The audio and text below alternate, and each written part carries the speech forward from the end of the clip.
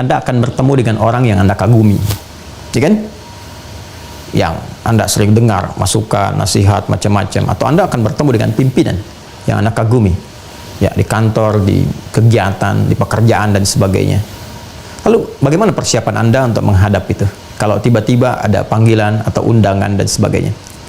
Beda antara persiapan biasa dengan persiapan yang dipenuhi oleh rasa. Jadi kalau rasa itu ada, rasa kagum, rasa hormat dan sebagainya, itu persiapannya akan lain. Kan lain. Ya. Saya saja kalau bertemu dengan guru gitu ya, yang kita hormati, kita kagumi, Masya Allah, saya pribadi itu menyiapkan diri itu beda. Ya, pakai pakaian tuh yang bukan hanya yang baik, tapi saya cari yang paling halal yang saya dapatkan, insya Allah halal gitu yang kita dapatkan. Tapi kita cari yang kayaknya yang perjuangannya itu paling baik, yang paling istimewa, paling bagus, dengan suasana yang baik. Kenapa? Saya mau menghadap guru saya. Jadi, pimpinan juga kalau ada di pekerjaan, institusi dan sebagainya, mau menghadap itu kan beda rasanya. Kalau ada rasa kagum, ya apalagi hormat yang kita tahu ini akan memberikan arahan dan sebagainya dari pimpinan itu, maka cara menghadapnya akan lain. Nah, ini Allah segalanya, maha segalanya. Allah maha segalanya. Dan diksi yang digunakan menggunakan kata Rabb. Rabb. Ya, Rabb.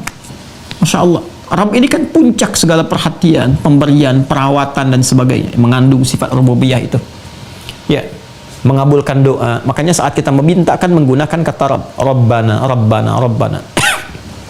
Rabbana zalamna anfusana, Rabbana la tu'akhidna in nasina wa akhtana, Rabbana atina fid dunya hasanah fil akhirati hasanah wa qina adzabannar. Rabb yang merawat semesta alam, alhamdulillahi rabbil alamin, yang kita memiliki perjanjian dan komitmen, alastu bi rabbikum qalu bala syahidna. Itu yang digunakan kata-kata itu.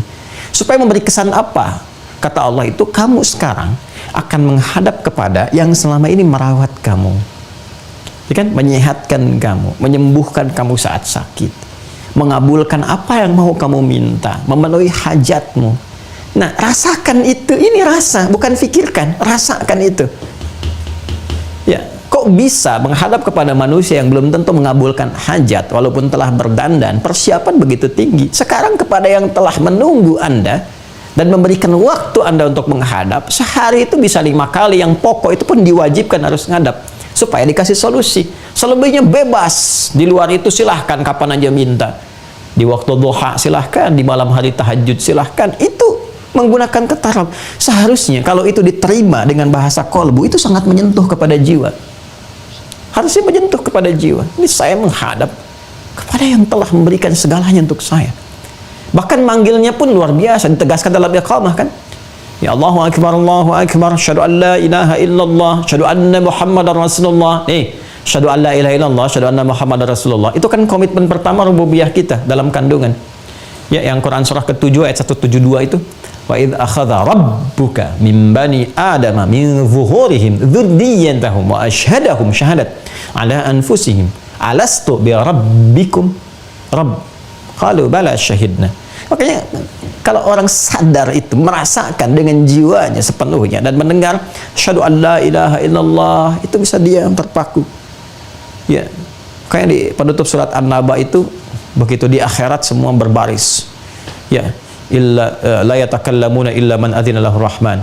Ya, nggak ada yang bicara, nggak ada yang, semua berbaris, khusyuk, merasakan sifat itu. Tadi dunia itu kita berlatih berbaris, saf ka'annahum bunyanun marsus dan seterusnya. Ya, itu ke dalam jamaah. Itu kalau dengar itu, orang yang bisa merasakan tuh dari awal sudah bisa mengalir air mata tuh. Ya Allah, kurang pengabdian nih, nuntut banyak rahmat, nuntut banyak pengabulan, nuntut banyak minta ini itu.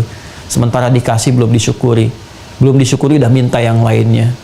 Ya, dosa saya, ya Allah, banyak salahnya. Dan kita mendengar syahadu an la ilaha illallah, syahadu anna Muhammadar Rasulullah, ada kerinduan pada Rasulullah SAW.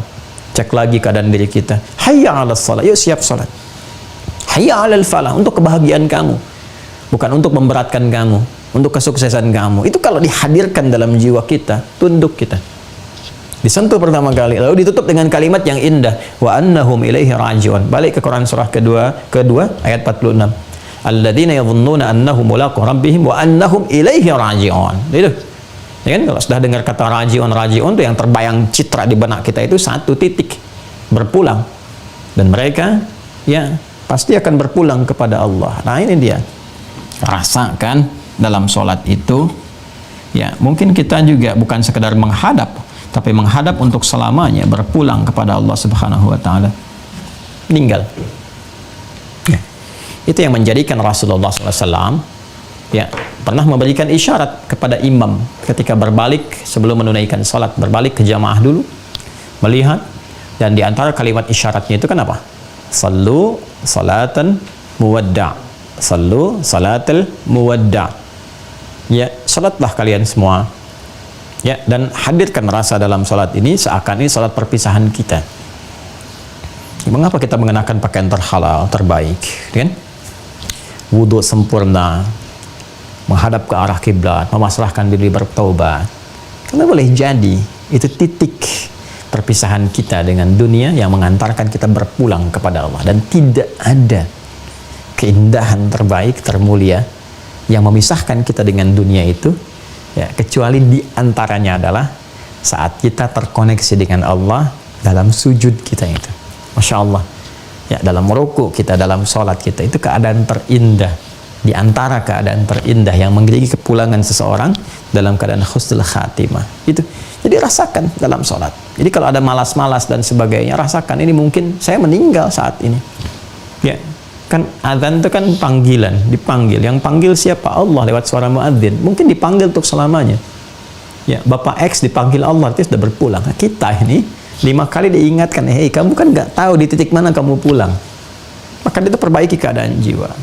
Ya, ditakdirkan masih berjalan ajal dalam sholat, ya minta solusi, minta bimbingan supaya saat pulang kapanpun siap. Qadar Allah bisa terjadi dalam sholat pun kita pulang. Kalau suasana dihadirkan dalam sholat, merasakan. Ya, itu akan beda, taubatnya akan berbeda, istighfarnya akan lain, tasbihnya akan lain, tahmidnya akan lain. Nah, begitu kemudian dirasakan suasana itu adalah kepasrahan, ketundukan, kerendahan, kehinaan, dzillah, ketakutan yang proporsional, yang mengharapkan ridha. Ketika puncak itu datang, tenanglah batin kita itu. Nah, ketenangan itu yang disebut dengan sukun, sakinah. Sakinah ini yang mengantarkan pada tumakninah. Makanya kalau orang-orang sudah awalnya itu tenang, nyaman, maka ketika dia ruku pun tenang gitu, nggak buru-buru, baru ruku langsung naik, tenang. Itulah tumakninah, ketenangan yang dilahirkan dari kehusyuan dalam proses ibadah.